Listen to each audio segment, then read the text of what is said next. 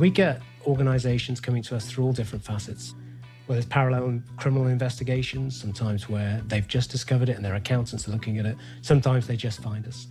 And they're all on that different journey between just discovering it or the horse is bolted and they're trying to find a way to fix it after the event. Sadly, fraud's never going to go away, and it's just about how we manage the risk when it does present. That voice you heard there is Arun Chauhan.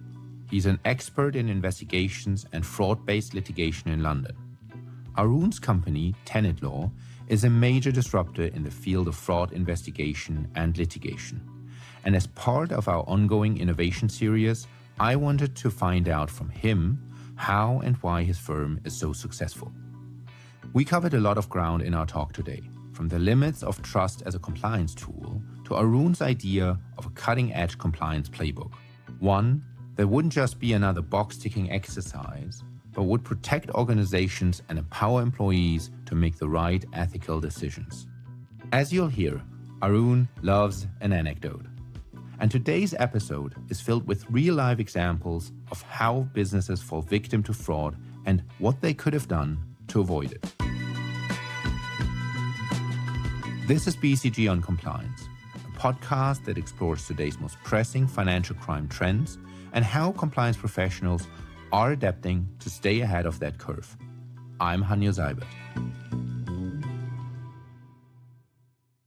Arun, welcome to the show. Thanks, Hanjo. Real pleasure to be here. And so let's dive right into it. Arun, can you explain a little bit more how you fell into that fraud-related work? Yeah, I think the start of the journey is really about how I fell into the law over in England. And the journey is really about pre-law school and post-law school. Now, pre-law school, I'm probably revealing my age because the interest to me in problem solving and investigations came from watching things like Magnum PI or Indiana Jones. And I always had a fascination with history and archaeology. At one point, I was going to go and do an ancient history and archaeology degree. And then my dad kind of got a hold of me and said, no, law's probably better for you, son. So that's why I ended up in the law. But it really was. I loved the pace of investigations. And I know it was made for TV. But basically that kind of concept of archaeology on speed, something going really quick. And that got me really interested. Then when I started my law career, you start with something in England called a training contract. You do 2 years as training and you spend 6 months in different seats, different subject areas. And I had 6 months dealing with crime, and I did a lot of white collar crime, money laundering, proceeds of crime, fraud, a bit of bribery. And then I did a seat in commercial disputes. And really, that was it. I merged those two issues, and I had fraud, I had investigations, I had problem solving, and I loved trying to find out what's the true state of affairs. Why do good people do bad things? And that led me to this career. Wow, and you're probably one of the very few to sustain a law degree being motivated by Indiana Jones. I think most of the people would drop out after 1 or 2 sessions. Yeah, my dad wouldn't let me. I'll tell you that. He wouldn't let me. I had to see it through. So, if you learn anything about me, I've got perseverance. Very good, very good. Which I think a lot of people in the industry need to have to stay with it for decades. Great. And from your today's seat in fraud, risk, and litigation, what are some of the biggest loopholes that you see in organizations that make them vulnerable? I've been dealing with this stuff since maybe about 2005, 6. And so you see, a couple of decades now of the repeated type of cases, like in supply chain or with employee fraud situations. So, for example, with procurement, I still see a lot of the same issue coming about where you get lots of organizations have a great procurement program. They ask the right questions, they ask the right process for tenders. They get a lot of representations about experience and capability. And then when it comes to the delivery of those contracts, what they find is the contract goes south. And they look at, this is a contract dispute. But actually I say, hey, look at the gap, that delta between what was represented at the outset and what happened after. And that's where you'll find fraud. You'll find it where people have misled because everybody's out to make a gain, certainly in big commercial contracts. So that's one area. I think on the kind of employee fraud cases, it's always about ethical drift. It's always about an employee who's I often see the cases of employees who've been there for a long time, and then they're allowed to move away from those controls and procedures and operate in their own way. And companies allow that to happen through, trust maybe shouldn't be a control. And I remember one case on that where there was we'll talk about not-for-profits later, but it's a large not-for-profit, and they allowed a contractor to diversify and get loads of extra work, and no one could understand why. And what was hidden behind the scenes was the employee's son was working for the contractor, had got a job. There was nepotism, it was hidden. They were using a pseudonym. So I think, that's the other gap, is that we forget to keep an eye on people the whole time, but not too close an eye. It's just having those controls working all the way through. Pay attention to what Arun is saying there. Trusting your employee is an important part of building a good team culture. But trusting without any oversight can be dangerous. This is especially true of the smaller organizations Arun knows so well. These are places where you often have employees wearing many hats, and where the compliance procedures of bigger organizations aren't fully formed yet.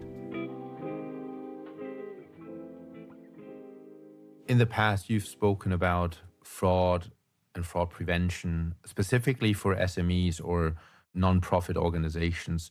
What interests you most about these organizations when it comes to fraud prevention? I think the big issue really for SMEs, and what really interests me, is that they've got the perfect ecosystem for fraudsters, inside a threat and external threat. You think about it, even with NGOs as well, which is an area of fascination for me. They have this perfect ecosystem. They've got to deal with data, personal data. They've got to deal with finance. They've got to deal with procurement. They've got to deal with multiple financial transactions. They've got asset disposal. They've got assets to maintain. They've got people, and people are your human firewall. And what they seem to forget in that real pace of life in those businesses is where people are wearing multiple hats.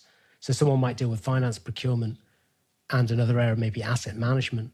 People are overwhelmed. They're not just busy, they're overwhelmed. And when you're overwhelmed, you can't see the guardrails around you.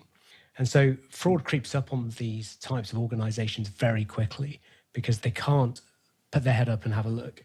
And that fascinates me. And then it fascinates me because you've got the altruism of those organizations where they really do think trust is a control. They want to build a business based on trust. Hanjo's working with us. He's been with us for 10 years. He's never going to do wrong by us. But we forget why people might commit fraud. We forget that good people can do bad things. And I think that's really one of the fascinations for me, is that these are people businesses. And I think trust necessarily can't be a control, but culture can be. And they sometimes get that slightly wrong. And you need to, as a business owner, as a leader in an NGO, you need to understand the risks around the corner. And a lot of them don't. And Arun, it would be also great if you walk our listeners through a little bit in how you engage in some of these cases that you were mentioning. When are you being brought in? How do you kind of get to know these kind of cases and investigations? No day is the same. If I look at the roller coaster of this practice, I think last Friday we had 7 inquiries, and for the 2 weeks prior it was very quiet. That's the thing about fraud and dishonesty. Nobody's planning for it, but everyone thinks they are. When it actually lands, how well prepared are organizations? I'm sure you talk about these things, the fraud response plans and, your crisis playbook.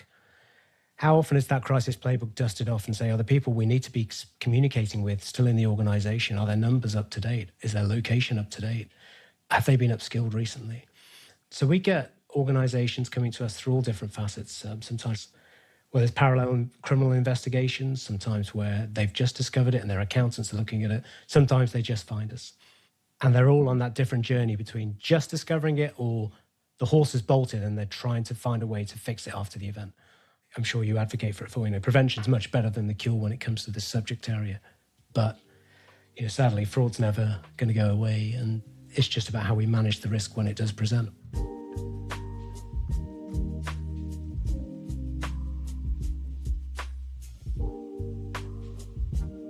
Arun, if you had to build an innovative fraud resilience program or a guidebook for an organization, obviously time doesn't suffice to talk through the whole thing, but what would be the cornerstones of such an innovative, forward-looking fraud resilience program?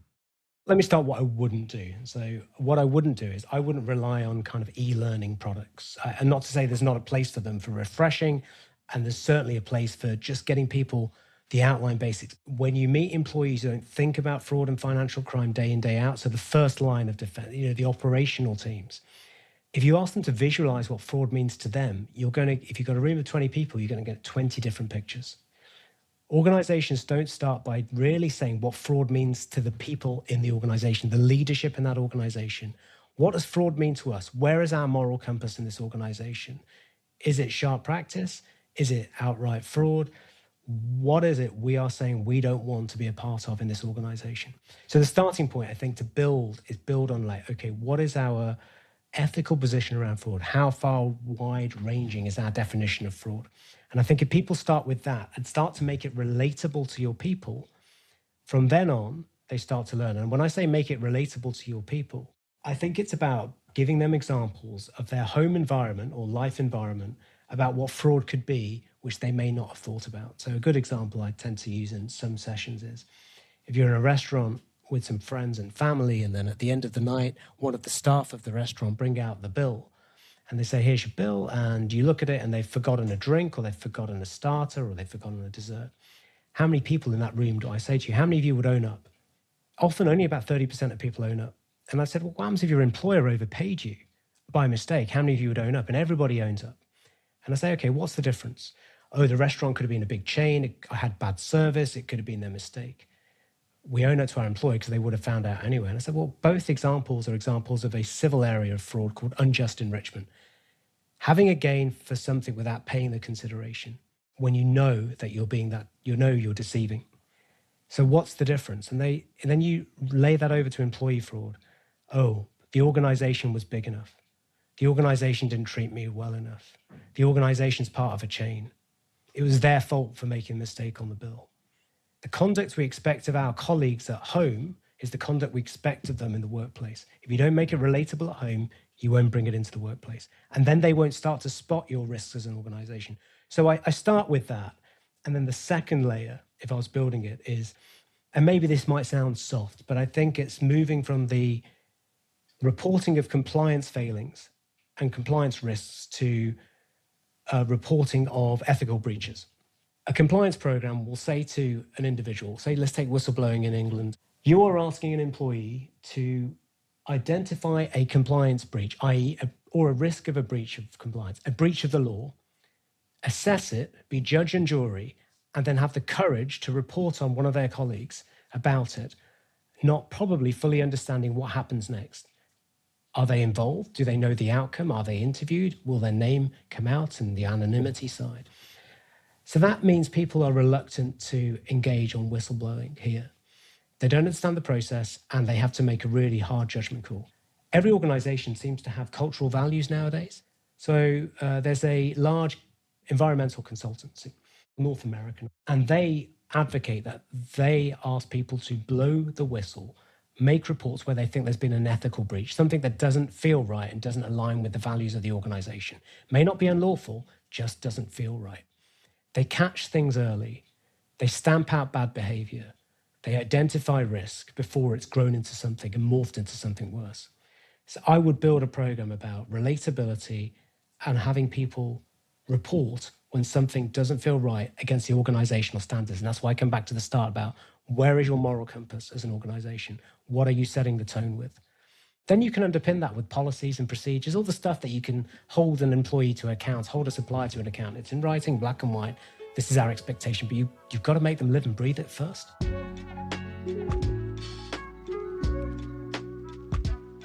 I like to look at what Arun's talking about here through another lens. Employees make mistakes, but it's on leaders to make sure that they have all the tools to make good decisions. And that can't just be a one-off training when they're first appointed. Another point we try to instill in organizations when we're dealing with the compliance and the governance side is the concept of graduated training. As people evolve through the organization, they have different life pressures, but they have different responsibilities at work as well. And they need to, as an organization, they need to lean into saying, well, how do we protect them and educate them through this journey? I get told off for the amount of anecdotes I use in training in a nice way. There was one anecdote I heard. So a set of parents got a letter back from the headmaster of their school for their 5-year-old son. And it said, your son's been taking stationery away from the school and keeping it. Rulers, crayons, pens, paper. And we can't condone that type of behavior. It's stealing, really. We need to make sure it doesn't happen. Can he please bring things back? And the parents were horrified. And they said, look, you said to their son, you can't be doing this. You really can't. You can't take it from school and keep it. If you want pens and papers and stuff like that, we've got loads in the office. We can bring it back for you. And sometimes we normalize bad behavior in the home environment. And I think we need to use that home environment to work out how do we normalize behavior which we wouldn't want our employees to commit in the workplace. And that's why I love to engage the employees in the conversation, because they all say, oh, I did once get a receipt from a supermarket where they didn't charge me for something. I'm going to go back and I'm going to pay for that now. Now I realize that actually that's not fair. And that's happened in a training session. It's that relatability, the way you explained it, Hanjo, is brilliant, because it's no different. An employer-employee relationship is one of a fiduciary kind of protective nature to one's person in your organization, much like a parent to a child. And the more support and guidance we give them, the better chance they'll protect us from what could be a very big investigation or potentially a regulatory engagement. One of the major innovations I've seen Arun bring along is the idea of the alternative fraud triangle. I want to find out more. Arun, we all know the classic fraud triangle: pressure, opportunity, and rationalization. And you've said there's an alternative fraud triangle. Can you unpack that a little bit for us, what you mean by that? Yeah, sure. So the classic fraud triangle, I think from Dr. Donald Creasy from many a decade ago, said that fraud wasn't committed because of greed. It was committed because of three sides of this triangle. One, pressure. An employee could be in debt. They could be having a lifestyle issue, a divorce, gambling.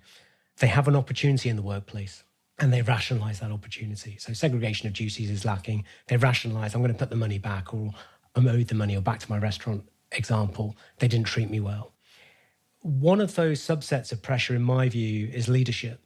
So about 6 years ago, we produced a thought leadership paper called Leading to Loss. And we developed the concept of the alternative fraud triangle. And the three sides of the alternative fraud triangle are leadership, culture, and disenchantment.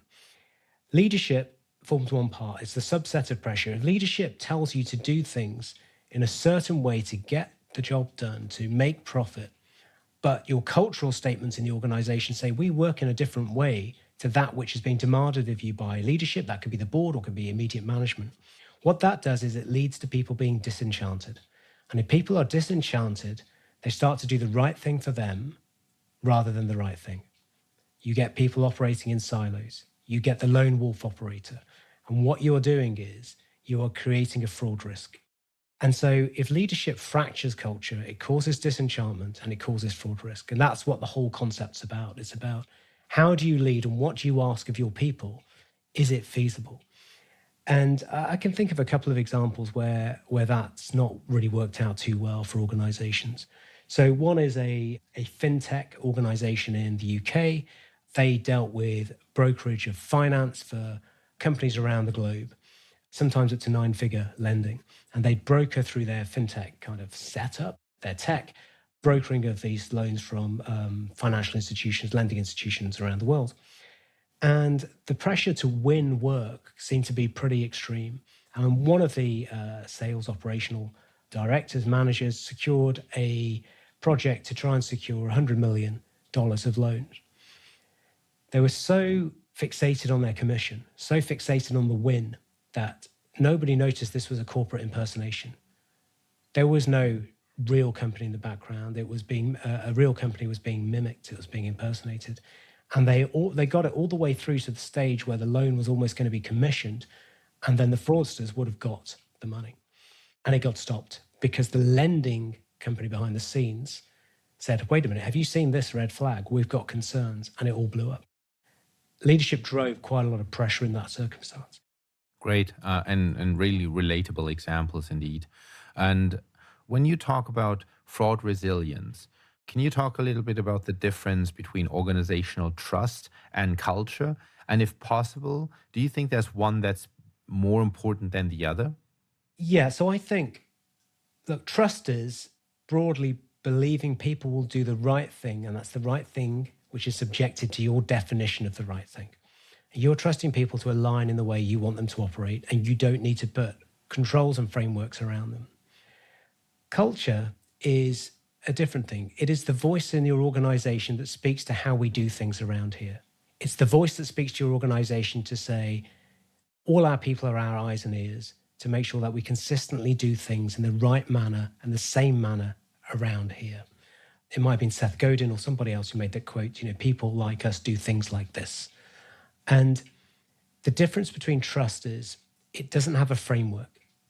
Trust is an emotive concept, but it doesn't have a framework. Culture can have a framework around it because it's setting a level of boundaries and operational environment guided by emotion as to how we should operate and what we should do and what we shouldn't do, that moral compass. And you can show your employees how culture can be profitable. So another example is we acted for a North American listed company that was tendering in the Middle East for a contract worth a little over $100 million. They engaged an agent to help them navigate in the Middle East, the securing and the tender process. That agent in the Middle East, a company, had a finance director based in England, which is why we got involved. The finance director had used a pseudonym and hidden their name. They were in fact the son of somebody on the awarding committee of the public authority awarding this contract. The American company secured the contract and then learned of this disguise of the individual's relationship, their agent's relationship with the awarding panel. What did the CEO of that American company do? They immediately owned up to the public authority. They said, we're going to walk away from this contract. We shouldn't be awarded it. They told their entire workforce, this is the decision we've made and why. Obviously a big impact on the organization. What did the public authority in the Middle East country say? We value your integrity. We value your honesty. We don't want you to walk away. We're going to keep you with the contract. And then they won another $50 million of work. Great. And Arun, you're speaking to us as part of our mini series on innovation, and you founded Tenet Law. What would you say is the innovation that you've been able to instill in your company and to your approach and how you advise your clients? The innovation that I think people talk about isn't particularly full of rocket science. It's a people-led innovation to remove targets. So in most litigation or most law firms, they have billable hour financial targets for their lawyers, their attorneys. And they have pretty strict, few years post-COVID now, requirements on how many days are in the office. We removed all targets. We never have had targets for our attorneys here. We have to record our time. But what it did was it allowed us to develop our concept. Our concept here is pretty simple. It's people, product, profit. People, product, profit is basically we put our people first. We create an environment for our people that they only focus on delivery of the work, which is the product. If the product is good, amazingly, clients pay. They don't complain. They pay, and they actually refer us to other organizations. But what it's done is we've set the tone of the organization through that process, and the cumulative impact is very good. People don't compete for work. They hand work out to each other to make sure we get it done quickly to the standard required. We're very collegiate. We've got a really good retention rate. We've been profitable for 10 years. We tend not to lose clients. It seems to work as a concept, and I think we're still one of the few firms who operate this way. Does your company need a culture refresh? Join the conversation by connecting with us on your podcast app, writing a review of the show, or emailing us at bcgoncompliance@bcg.com. I'm Hanjo Seibert. Thanks for listening.